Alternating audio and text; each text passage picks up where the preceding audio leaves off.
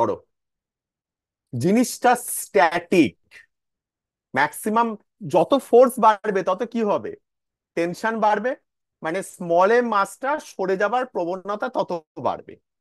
সেই জন্য maximum force এই লোকটা কত দিতে পারে সেটা বার করতে বলেছে।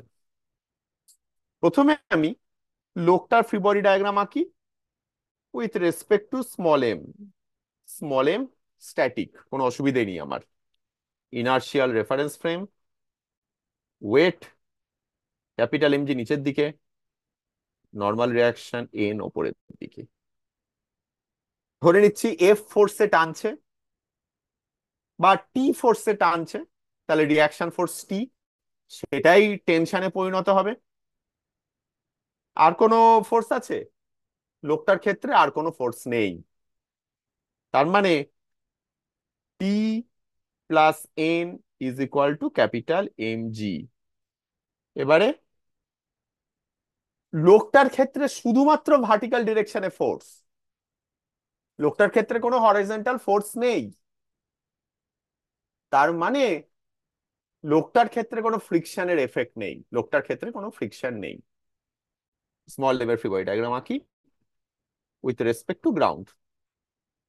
স্মল এম এর ক্ষেত্রে স্মল এম জি নিচে, এন ড্যাশ ধরছি ওপরে, এন নিচে, টেনশন ডান দিকে।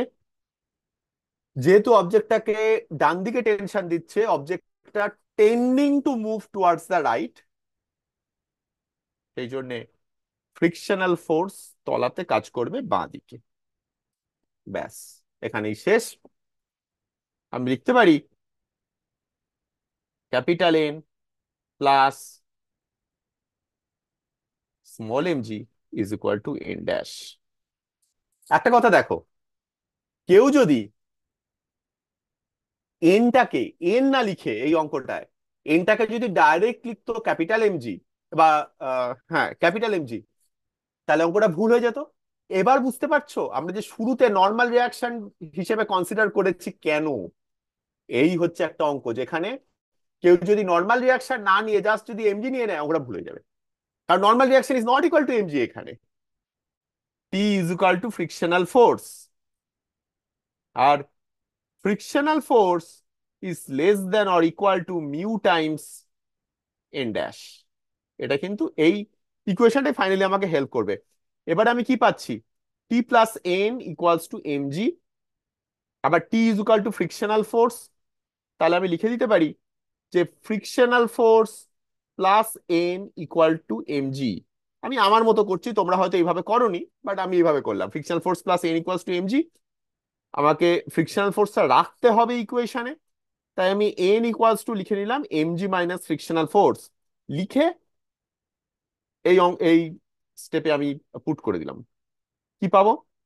Capital M G minus frictional force plus small M g is equal to N dash. এবার আমি পেয়ে গেছি এন ড্যাশের ভ্যালু, এন ড্যাশের ভ্যালু পেয়ে গেছি। ফ্রিকশন ফোর্স আমি এন ড্যাশটা এখানে পুট করে দিই এই ইনইকুয়ালিটিতে।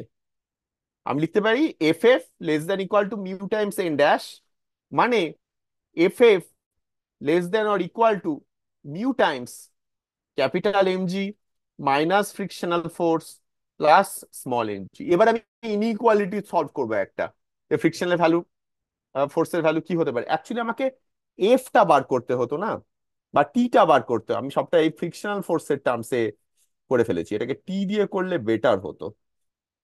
আচ্ছা, টি ইজ ইকুয়াল টু তো ফ্রিকশনাল ফোর্স, তাহলে ফ্রিকশনাল ফোর্সের জায়গায় আমি টি লিখে দিতে পারি।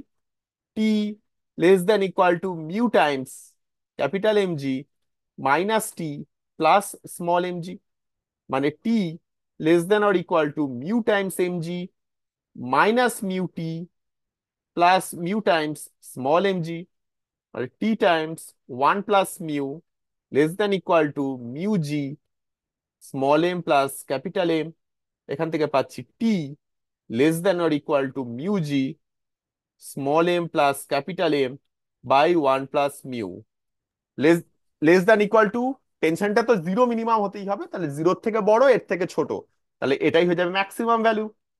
পি ম্যাক্স বা ম্যাক্সিমাম ফোর্স যেটা দিতে পারে সেটা হচ্ছে mu G small M plus capital M by 1 + mu.